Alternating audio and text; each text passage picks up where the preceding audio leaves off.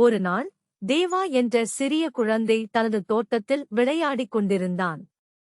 அந்த வரம் மழை பெய்து வானத்தில் விசித்திரமாக நிறங்கள் மாறிக்கொண்டிருந்தது. தேவா வானத்தை பார்த்து, இதென்ன விசித்திரமான வானம் என்று கூவினான். அந்த நேரத்தில் அவரது நண்பன் அருண் வந்து, நான் உனக்கு ஒரு சூப்பரான விஷயம் சொல்லேன் என்றான். நமக்கு இந்த வானம் போலவே விசித்திரமான நண்பர்கள் தேவை.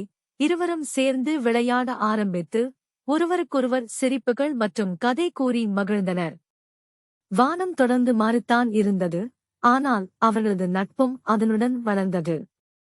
ஒரு நாள் தேவா மற்றும் அருண் அந்த விசித்திரமான வானத்தில் கூடிய சிகரெண்ட், நகைச்சுவை மற்றும் களை கட்டும் பதிவுகளை எழுதினர். நாம் எப்போதும் இதுபோல சந்தோஷமாக இருக்க வேண்டும் என்று எதிர்வினையளித்தனர் அவர்கள்.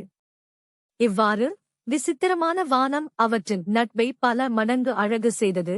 மேலும் அவர்கள் வாழ்க்கையில் எந்த சந்தோஷம் இருப்பினும் நண்பர்கள் என்றால் வெற்றி.